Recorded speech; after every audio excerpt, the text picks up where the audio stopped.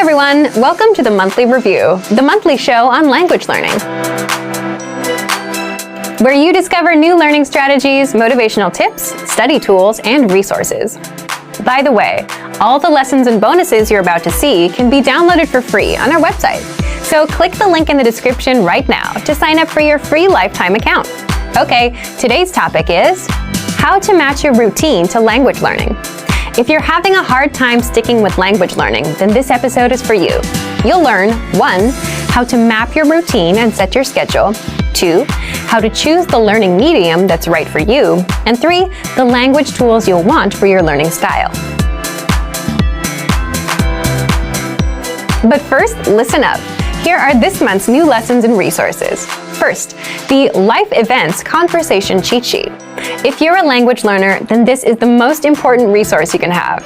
You'll learn to talk about your life and major life events, birth, graduation, getting a job, marriage, and much more in your target language. Second, all the words and phrases you must know about food. Learn the most common words and phrases for fruits, drinks, flavors, cooking, and more with this new PDF. Download it now for free. Third, the 20 must-know small talk phrases.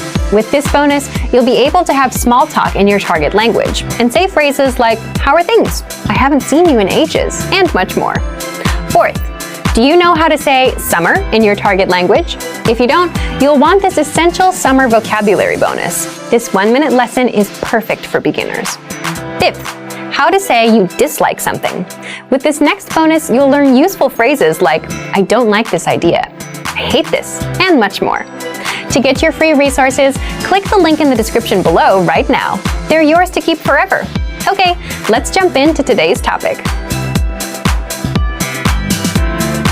If you're having a hard time sticking with language learning, you'll find out how to fix it now. Let's jump into the first part. 1. How to map your routine and set your schedule. First, here's a quick question for you. Which of these would you rather have? A. The world's most comprehensive language learning resources, but a weak study routine. Or B. A strong study routine and average resources. Leave your answer in the comments. But there is a correct answer here. You want a strong study routine. Why? You can have the best app or textbook in the world, but if you don't use it because you don't have a learning routine or a habit, you won't learn anything. If you have a strong routine and work ethic and just a dictionary and internet access, you'll learn more than someone with the best program and no routine.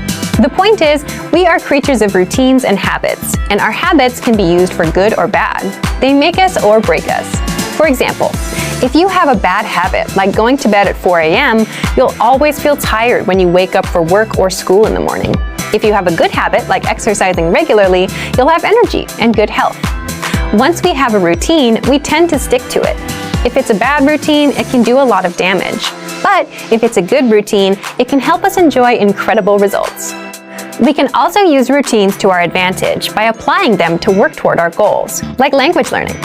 How do you create a strong language learning routine? Here's one way to do it. First, write down your current daily schedule. For example, 7 a.m. I wake up. 8 a.m. I leave the house. 8:20 to 8:50 I'm on the train. 9:10 a.m. I arrive at work. 1 p.m. I go to lunch, and so on. Write out your daily schedule for the whole week. Make it detailed. If you write out your schedule, you can see your existing daily routine. You can see where you can fit language learning into your existing routine, the routine that you're used to, instead of trying to create a new routine. Why does this matter? For example, some people will look at their schedule and see that they wake up at 8 a.m. They think that if they wake up at 7 a.m., they can have an extra hour for language learning. But for many of us, that approach usually doesn't work because it's not something we're used to. You're trying to wake up early so you can learn a language. You're trying to implement 2 brand new routines that you're not used to. For many people, this results in failure. Even if you do wake up at 7 a.m., will you get out of bed immediately and jump straight to learning every day? Or will you lose motivation after a few days because you missed that hour of sleep? So map out your weekly schedule. Once you understand where your time goes, find an existing part of your routine that you can fit language learning into. For example, if you take the train in the morning, you can use that existing routine and learn some language during that time. If you always eat lunch at 1 p.m., watch a video lesson during your break. If you always cook at 8 p.m., play some audio lessons in the background. If at first you have to start with multitasking, it's better than nothing. You can at least get used to being exposed to the language while you work on dedicating more time and attention to it. Now, let's jump into part 2. 2. How to choose the learning medium that's right for you. Before you begin learning, it's important to understand what kind of learner you are. Are you a visual learner, or do you learn by reading?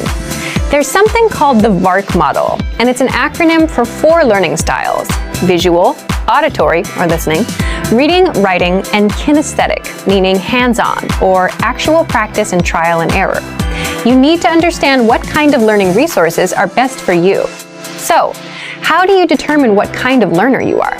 This depends on you. Do you like watching videos, listening, reading, or writing? Or do you prefer more hands-on practice? There's no wrong answer. It depends on what kind of learner you are and what you like.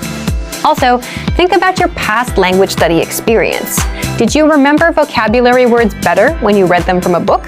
Or was listening to a podcast more helpful for you? How do you usually remember information best? This helps you choose the learning medium or study tools that are right for you. We'll talk more about this in a few minutes. For now, determine what kind of learner you are. Leave us a comment and let us know. The last thing you need to keep in mind is your study ratio. Your study ratio is how much time you spend absorbing information, input, and how much time you spend producing language, output. What you want to strive for is about 50% input and 50% practice or production, producing that language. So, if you read for 30 minutes, then you want to practice for 30 minutes. You can't just consume, you must practice. Otherwise, it's not going to stick as fast. All right, we've covered routines and learning types. Let's move on to part 3. 3. The language tools you'll want for your learning style. In this last part, we're going to cover all the resources that you can take advantage of based on your learning style. But remember, if you're a visual learner, that doesn't mean you should shun resources that don't fit that style. Sometimes it's not practical to watch a video. For example, if you're driving, audio is a much better choice.